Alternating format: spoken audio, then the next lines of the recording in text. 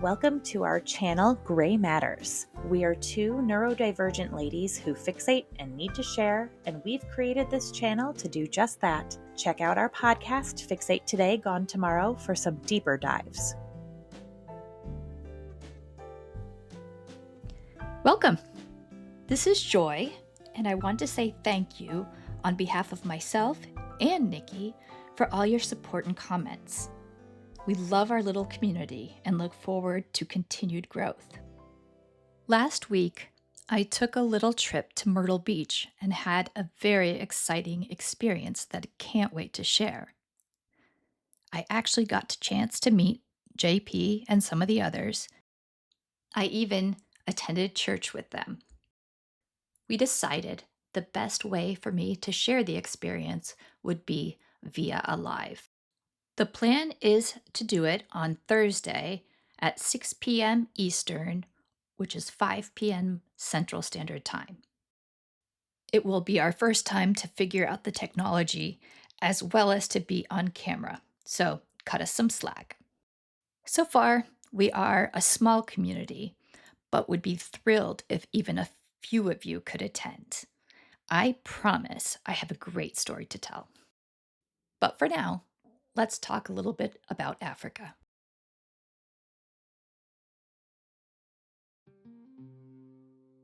Mica Miller had a huge heart for Africa. Her dream was to serve the people of Kenya through education, healthcare, and spiritual means. John Paul Miller has led us to believe that Mica developed a missions program called Dare to Care, which partnered with the people of a village in Africa.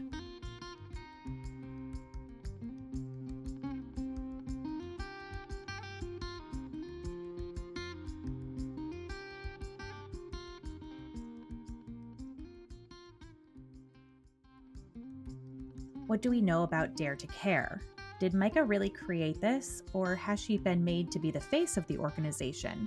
We want to know more about not only Mica's time in Africa, but how Charles Randall is connected to Africa and to what end.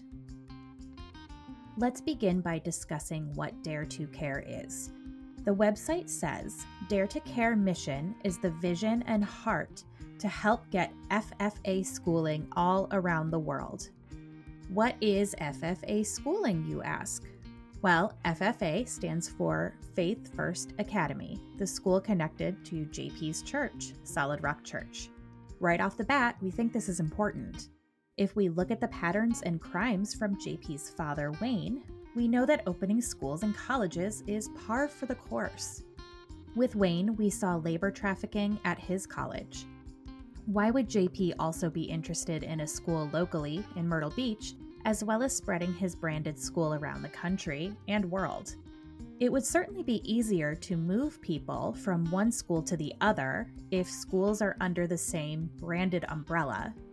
Probably less oversight and paperwork if a few kids are moved from their school in Kenya to one in, I don't know, say Myrtle Beach. Interesting, isn't it?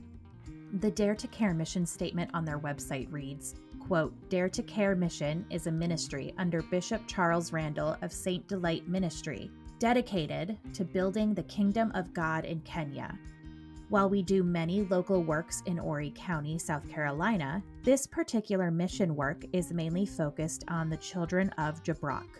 We aim to have 300 children receive a Christian education, 2 meals a day, and know to take their faith in the Lord Jesus Christ back home to their parents. Jabrok has very few Christian families, so by starting with the younger generation, we hope to reach thousands within the next 20 years. For $300, you can send a child from Africa to Faith First Academy. What do you notice about this statement? Well, I noticed that Mica didn't create Dare to Care, Charles Randall did. In fact, Charles traveled to Kenya once or twice a year since 1999 with his church, Saint Delight Pentecostal Church.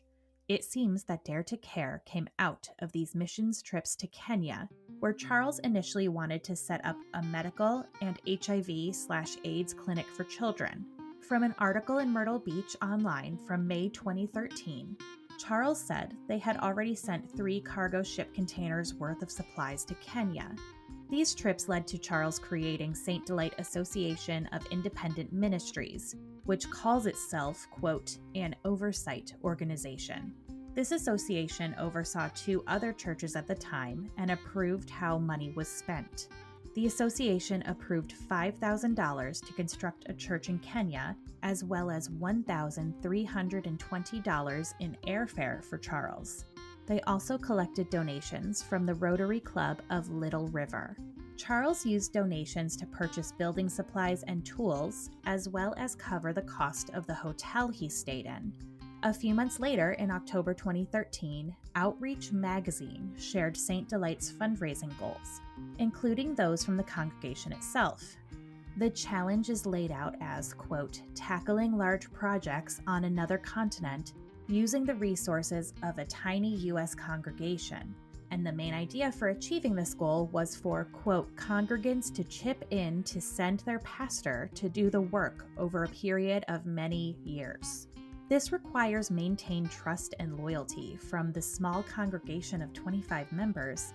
St. Delight also has a food pantry through its local outreach, St. Delight Community Outreach of Horry County. As of December 2023, as a 501c3 organization, St. Delight Community Outreach of Horry County reported itself as, quote, a small exempt organization, meaning that the small outreach was a tax-exempt organization that was established in April 2003. However, this charitable organization reports income, revenue, and assets all valued at precisely $0.00. I'm sure there's some sort of loophole that allows the outreach to identify like this without declaring income, revenue, or assets, but I don't think that looks great. Back to the Dare to Care website. The homepage appears to be the only page on the site. No About Us section or Donate Here pages. There is a donate link that takes you to a website called Easy Tithe that is linked to Solid Rock Church. For a group of people who are being investigated by the FBI, they kind of suck at covering their tracks. I am actually surprised that this is still up, but JP wouldn't turn down access to donations, so maybe I'm not too surprised. Also interesting about the website is that Mica is back in some of the pictures. She's the background picture of the first sentence about the purpose of Dare to Care. It's not her entire face, but it's one of the photos the media has been using when reporting on Mica's case. Her picture is also in some of the slideshows prominent on the site. After Mica's death, Solid Rock Church and Dare to Care scrubbed Mica from their websites. Or so they thought. We found some interesting things on the Solid Rock website before it was removed. More on that in another video. JP released a video a few months ago saying he was relaunching Dare to Care as Mica's legacy project. He said Solid Rock was sending a team to Kenya to carry on Mica's dream of opening a school. He claimed that Mica had been put in charge of starting a Faith First Academy in Kenya, and his team would see this dream through. Before Mica's death, teams from Solid Rock Church did travel to Kenya, and we know that Trisha Ross and DJ both went to Kenya at least once. To date, I haven't seen anything about anyone from Solid Rock going to Kenya for any reason since Mica's death, nor have we seen any evidence of Solid Rock or JP himself donating any money to the pastor they've partnered with, Pastor Jumba. Pastor Jumba is apparently under Charles Randall, as JP is. Pastor Jumba reported not receiving a dime from JP. When YouTuber Robbie Harvey offered thousands of dollars that he would be able to raise from viewers if JP would give him Pastor Jumba's phone number to connect to him directly instead of through Charles Randall, JP stopped responding. I think the reappearance of Mica's face on the Dare to Care website is to capitalize on JP's claim that he's restarting the mission in Mica's name. Basically, I think he's trying to raise money using his wife's death. What did JP really think about Mica's passion for Africa? Well, he has said both that he wants to honor her by carrying out her dream, and that one of her delusions was that she was moving to Africa, and that when she got so fired up and passionate about something, that was actually Mica having a manic episode. Let's talk about Mica's 2023 trip to Africa and how JP handled it. Before this trip, Mica had filed for divorce. She knew JP had shared a nude photo of her and was suspicious about the affairs he was having. She was happy to have filed and to be able to take this trip. Upon her return from Africa, it seems that church members on the trip with her had convinced Mica to return to the marriage and see if it could be repaired. She withdrew the divorce filing, telling friends and family that she wanted to be sure she did everything possible to save her marriage before leaving. Now might be a good time to talk about the video of Mica discussing a suicide attempt while she was speaking to a group of people in Kenya. We suspect JP released this in his attempt to prove that Mica was suicidal and in a mental health crisis. In this video, she said that she had put a gun to her head and pulled the trigger. The gun jammed, sparing her life. She said, quote, "And that was God. He still had a plan for my life, and he still has a plan for you." Kinyume na akili zangu. I was in a battle Ya in my kwamba mind, nilikuwa katika vita katika akili zangu. and it was so bad, Na ilikuwa ni vibaya sana. I tried to kill myself. Nikajaribu hata nijiue, jitoe uhai. I put it in my head, Ya kwamba nikachukua bunduki nikaiweka kwenye kichwa changu. and I pulled the trigger, Nami nikaanza kubonyeza ili ya kwamba nijiue. and the bullet got caught in the... Lakini ya kwamba hiyo bunduki, risasi ikashikwa kwenye bunduki. And that was God. Na alikuwa ni Mungu aliyeshikilia hiyo risasi.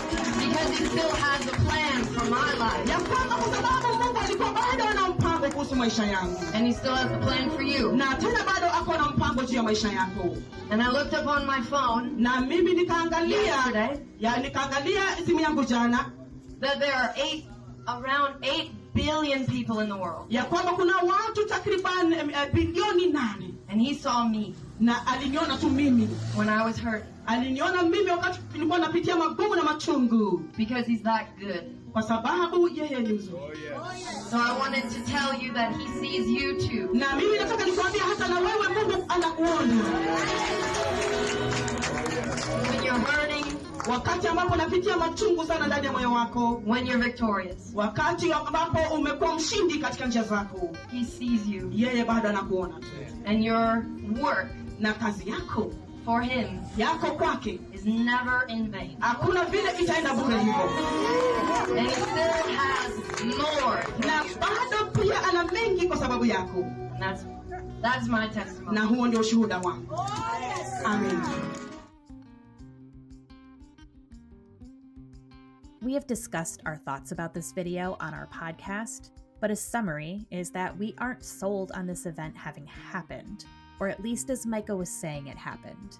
A lot of weight can be put on Christians on mission trips to bring as many people to Christ as possible, no matter what. We think that something may have happened, whether it was an intrusive thought or a threat, but we don't think Mica actually did what she said. We think JP convinced her that sharing her testimony would help save people. And if people are saved by a story that's been exaggerated, well, that is just for the greater good. Mica's faith was so deep and strong. She may have believed that her duty was to save souls. And this testimony was dramatic enough to demonstrate God's love to even unbelievers. From this, we know that JP weaponized Mica's faith against her, but he also weaponized the entire African ministry against her. He knew that Mica's dream was to be a missionary in Africa. She had even sent some of her belongings to Kenya before her death. After Mica's involuntary hospitalization in February 2024, JP texted DJ. These text messages were released publicly. JP texted DJ saying, quote, "Hey man, Mica's doctor and I are trying to get a time frame of the manic episode. What did you and her talk about for 9 minutes on Tuesday at 6:15? Or what was she talking about? She's in the hospital, BTW." DJ responded with, quote, "Hey, she called me twice before I got out of Now Kids, so I called back, and she was just going on about God's authority in our lives. It was very random and didn't fully make sense. Oh no, what happened?" JP answered, quote, "Ugh, so it was part of the manic episode. What was she saying about authority? Her doctor sent the police to pick her up, take her to the hospital."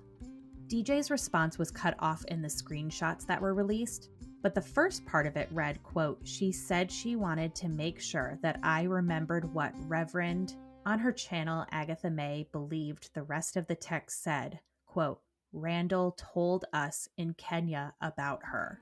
Is this code for something?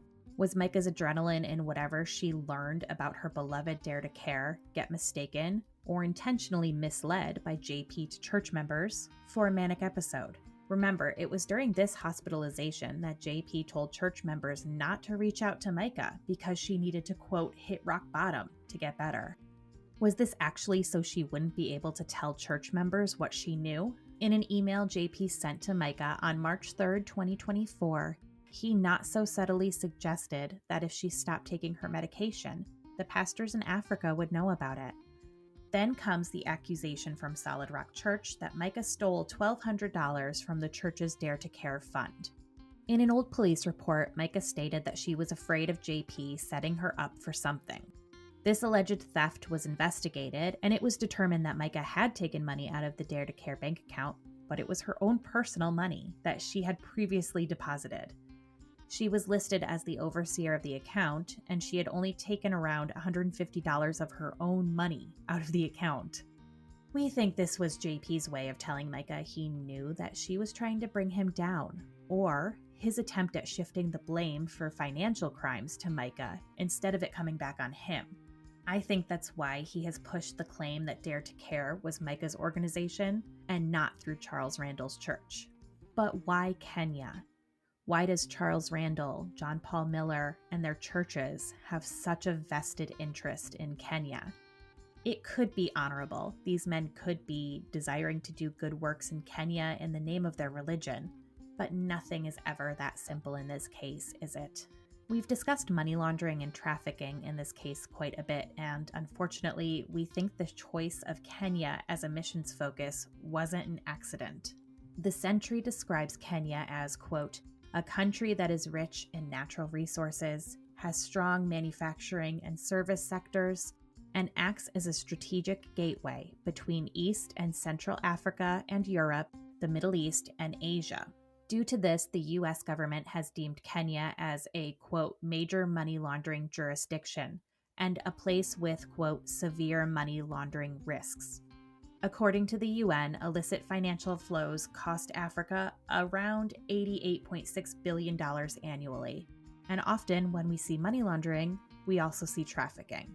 The U.S. Department of State identified Kenya as a Tier 2 country for human trafficking, meaning that while the country is making strides in eliminating trafficking, Kenya does not meet the, quote, "minimum standard for the elimination of trafficking."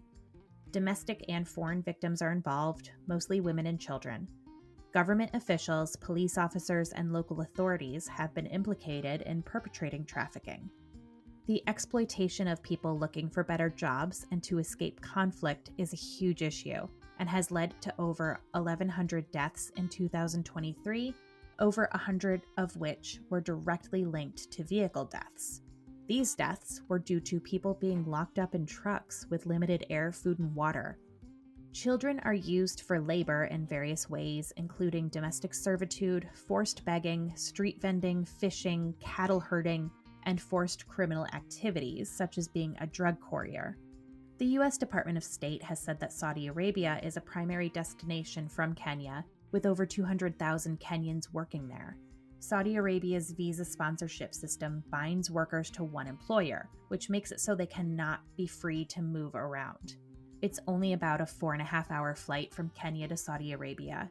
It's just another 4-hour flight to Pakistan, where Wayne Miller, JP's father, has been working to launch multiple churches. Just an interesting tidbit, isn't it? Wayne and JP seem to be drawn to children who truly need financial help to survive, aren't they? In 2004, the United Nations established the Container Control Program. This program was created to monitor and oversee cargo containers being shipped via important shipping lanes, like shipping to different countries through ocean freight shipping. We mentioned that Charles Randall had shipped items for a medical center back in 2013. Could he have learned how to get these cargo containers through the monitoring system without eliciting suspicions? It's been over a decade since those containers were shipped to Kenya, That's a lot of time to figure out how to make the system work, to make sure that what you need to be moved is moving. With everything surrounding the loss of Mica, we have to keep looking at the bigger things going on surrounding the investigation. Why Kenya? What has JP learned from his father about traveling to different countries and investing in people of those countries under the guise of religious missions trips? Is it possible that vulnerable people in other countries with patterns of criminal activity would trust men who exude wealth, whether truly acquired or not, and a steadfast faith? Did Mica discover that she and her dream were both being used? Did she decide to do something about it and expose John Paul and his associates? JP's ploys always seem to take advantage of people on multiple levels, whether scamming money from his congregation, using shipping containers to possibly smuggle goods, laundering money through charitable organizations that ultimately could be tied to human trafficking and horrific mistreatment of children. Because of this, it is so hard to pinpoint his motive for these questionable moves, but I don't think we'd be wrong in saying that his motives are multi-layered, and unraveling his behavior is what will lead to justice for Mica and potentially many, many others.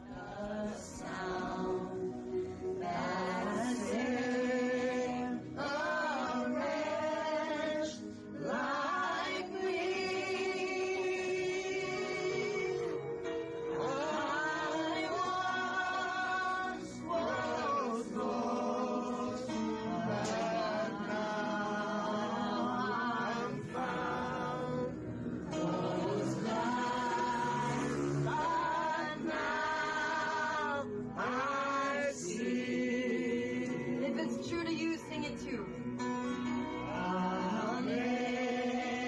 Amazing grace, how sweet the sound that saved a wretch like me. I once was lost, but now I'm found. Was blind, but now I see.